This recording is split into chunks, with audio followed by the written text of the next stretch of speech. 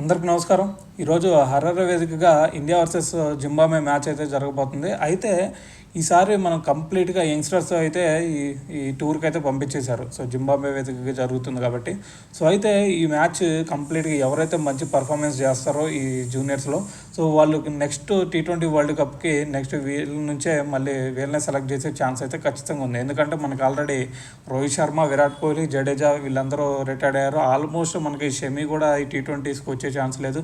దాని తర్వాత స్పిన్నర్స్లో చాహల్ వచ్చే ఛాన్స్ లేదు. దాని తర్వాత మనకి అశ్విన్ కూడా కంప్లీట్గా వచ్చే ఛాన్స్ అయితే లేదు. ఎందుకంటే వాళ్ళ ఏజ్ కూడా అబౌట్ 35 ఉంది కాబట్టి సో కంప్లీట్గా మనకి యంగ్స్టర్స్ని మళ్ళీ పుషప్ చేసే ఛాన్స్ ఉంది. సో ఈ మ్యాచెస్లో ఎవరైతే పర్ఫామ్ చేస్తారో వాళ్ళకి నెక్స్ట్ బ్రైట్ ఫ్యూచర్ ఉండే ఛాన్స్ ఉంది. సో దాని తర్వాత వరల్డ్ కప్కి కూడా వాళ్ళే సెలెక్ట్ అవుతారు. అయితే మరి ఈరోజు మ్యాచ్ పరిస్థితి ఎలా ఉంది అనే దాని గురించి మనం మాట్లాడదాం. అయితే ఈరోజు మ్యాచ్ పిచ్ కండిషన్ కనుక చూసుకున్నట్టయితే కంప్లీట్గా బ్యాటింగ్ ఫ్రెండ్లీ వికెట్. సో ఈరోజు ఎవరైతే ఫస్ట్ బ్యాటింగ్ చేస్తారో, మన ఇండియా కనుక ఫస్ట్ బ్యాటింగ్ చేస్తే కంప్లీట్గా 200 అబోవ్ స్కోర్ అయితే మనం ఎక్స్పెక్ట్ చేయొచ్చు.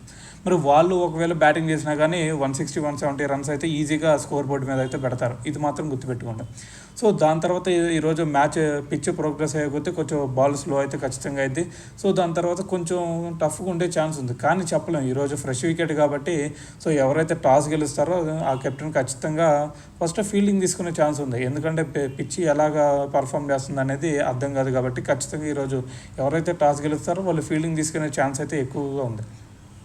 సో అయితే మరి ఫస్ట్ ఇప్పటి వరకు మనం హెడ్ టు హెడ్ స్టాట్స్ చూసుకున్నా, మరి మనం అంతకుముందు రికార్డ్స్ చూసుకున్నా కానీ మనకి ఇండియా అయితే కంప్లీట్గా డామినేట్ చేసింది. ఇప్పటివరకు 10 మ్యాచ్లు జరిగితే 8 టైమ్స్ మనమే గెలిచాం, 2 టైమ్స్ మాత్రం వాళ్ళు గెలిచారు. సో దీన్ని బట్టి మన వాళ్ళని ఎంత కంప్లీట్గా డామినేట్ చేశారని మనకు అర్థమవుతుంది. అయితే ఇది ఒకప్పుడు రికార్డ్స్, కానీ ఇప్పుడు వాళ్ళ టీం అయితే కంప్లీట్గా చేంజ్ అయిపోయింది. సో ఇప్పుడు అంతకుముందు టీం చూసుకున్నట్టయితే వాళ్ళు టాప్ 10 ర్యాంకింగ్స్లో వాళ్ళు ఖచ్చితంగా ఉండేవాళ్ళు, కానీ ఇప్పుడు ఆ టాప్ 10 ర్యాంకింగ్స్లో అయితే వాళ్ళు లేరు.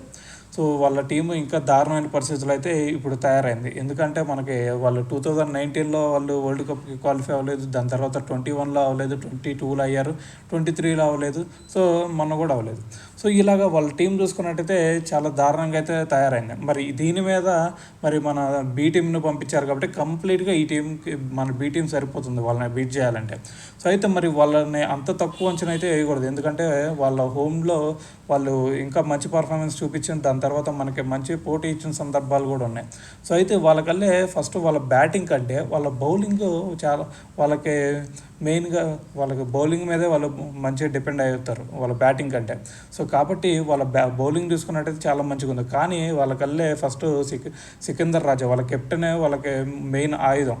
సో కాబట్టి వాళ్ళకల్లే సికిందర్ రాజాతో పాటు వాళ్ళ బౌలింగ్ అటాక్ ఇంకా చాలా మంచిగా ఉంది. వాళ్ళకల్లే ఇంకా చూసుకున్నట్టయితే మసకార్జా ఉన్నాడు, దాని తర్వాత ముజరబానీ ఉన్నాడు, దాని తర్వాత చెతారా ఉన్నాడు, యంగరావా.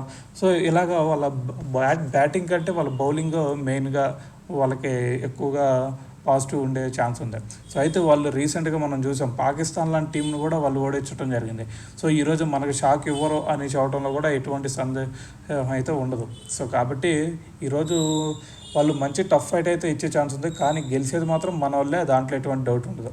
మరి దాని తర్వాత మరి మన ప్లేయింగ్ లెవెన్లో చూసుకున్నట్టయితే మరి ఎవరు ఆడతారు, మరి మనం టాప్ ఆర్డర్లో చూసుకున్నట్టయితే చాలా హెవీ కాంపిటీషన్ ఉంది. సో దాన్ని బట్టి మనం యశస్వి జైస్వాల్ ఇప్పుడు మనకు మ్యాచ్లో లేట్ కాబట్టి 2 T20s వరకు రాడు కాబట్టి ఖచ్చితంగా మనకి ఫస్ట్ అభిషేక్ శర్మ ఖచ్చితంగా ఆడే ఛాన్స్ ఉంది. సో దాని తర్వాత మనకి శుభ్మన్ గిల్ 1 డౌన్ వచ్చే ఛాన్స్ ఉంది. సో దాని తర్వాత రుతురాజ్ గైక్వాడ్, అభిషేక్ శర్మ వీళ్ళిద్దరూ ఓపెనింగ్ చేస్తారు. దాని తర్వాత విరాట్ కోహ్లీ ప్లేస్ భర్తీ చేయాలి కాబట్టి శుభ్మన్ గిల్ ఆడతాడు. సో దాని తర్వాత మనకి సూర్య ప్లేస్ రీప్లేస్ చేసేది ఎవరు అంటే మనకి రియాన్ పరాగ్ ఈ మ్యాచ్ కొంచెం అగ్రెసివ్గా ఆడాల్సిందే.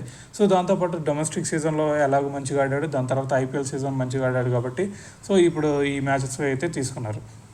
సో దాని తర్వాత మనకి నెంబర్ 5లో చూసుకున్నట్టయితే మనకి రింకు సింగ్ ఉన్నాడు, మంచి హిట్టింగ్ చేస్తాడు. సో దాని తర్వాత మనకి ధ్రువ్ జురెల్ ఆర్ జితేష్ శర్మ వీళ్ళిద్దరిలో ఒకరిని మాత్రమే తీసుకోవాలి వికెట్ కీపర్గా. మరి ధ్రువ్ జురెల్ ఉండే ఛాన్స్ ఉంది, ఎందుకంటే ఫస్ట్ సంజు శాంసన్తో పాటు సెలెక్ట్ చేసింది ధ్రువ్ జురెల్ని కాబట్టి. సో దాని తర్వాత జితేష్ శర్మ వచ్చాడు కాబట్టి సో ఖచ్చితంగా ధ్రువ్ జురెల్ ఈ మ్యాచ్లో ఆడే ఛాన్స్ అయితే ఉంది. సో దాని తర్వాత వాషింగ్టన్ సుందర్. సో ఇలాగా వాషింగ్టన్ సుందర్ కంప్లీట్గా ఒక ఆల్రౌండ్ షో అయితే ఇస్తాడు. సో దాని తర్వాత మనం చెప్పుకోవాల్సిందే నితీష్ కుమార్ గురించి. సో తను గనక ఈ మ్యాచ్లో ఉన్నట్టయితే ఖచ్చితంగా ప్లేయింగ్ లెవెన్లో అయితే ఛాన్స్ ఉండేది. సో కానీ కొంచెం రూల్డ్ అవుట్ అయ్యాడు కాబట్టి సో అతని ప్లేస్ అయితే ఇంకా భర్తీ చేసే ఒక మీడియం పేస్ ఆల్రౌండర్ అయితే ఎవరు లేరు.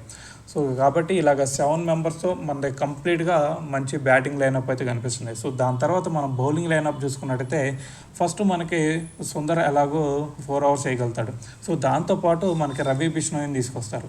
సో ఎందుకంటే కంప్లీట్ ప్యూర్ స్పిన్నర్ మనకి బిష్ణోయ్ ఉన్నాడు కాబట్టి బిష్ణోయ్ ఈ మ్యాచ్లో ఖచ్చితంగా ఆడతాడు. సో దాని తర్వాత 5 T20sలో కూడా ఆడే ఛాన్స్ ఉంది. సో దాని తర్వాత బౌలింగ్ అటాక్, పేస్ అటాక్ చూసుకున్నట్టయితే ఖలీల్ అహ్మద్ ఉన్నాడు మనకి. సో ఖలీల్ అహ్మద్ ఉన్నాడు, దాని తర్వాత ముఖేష్ కుమార్ ఉన్నాడు. సో దాని తర్వాత మనకి ఆవేష్ ఖాన్. సో కంప్లీట్గా చాలా మంచి బౌలింగ్ అటాక్ అయితే మనకు ఉంది. సో దీంట్లో ఖలీల్ అహ్మద్ ఖచ్చితంగా ఈ 5 T20sలో ఆడే ఛాన్స్ ఉంది, ఎందుకంటే లెఫ్ట్ ఆర్మ్ సీమర్ ఒక్కడే ఉన్నాడు కాబట్టి.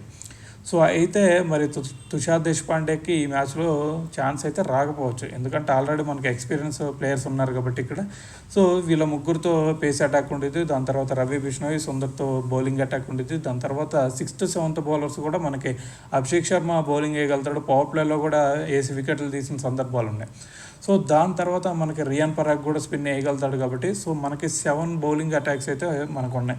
సో అంతకుముందు ప్రీవియస్గా మన ఇండియా టీం ఎలాగైతే బ్యాట్స్మెన్స్ కూడా బౌలింగ్ చేసేవాళ్ళు, ఇప్పుడు కూడా కంప్లీట్గా మనకి బ్యాట్స్మెన్స్ కూడా బౌలింగ్ చేసే సందర్భాలు ఉన్నాయి. సో దాంతోపాటు 7 బౌలింగ్ అటాక్స్ అయితే మనకు ఉన్నాయి.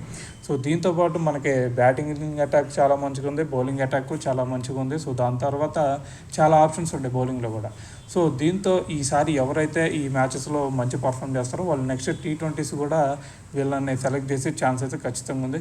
సో అయితే చూద్దాం, ఈ మ్యాచ్ మన వాళ్ళు కంప్లీట్గా గెలుస్తారని అయితే మనకు నమ్మకం ఉంది. సో అయితే చూద్దాం ఈ మ్యాచ్ ఎలా జరిగిద్ది అనేది. సో మళ్ళీ గుర్తుపెట్టుకోండి, 4:30కే ఈ మ్యాచ్ అయితే జరగబోతుంది.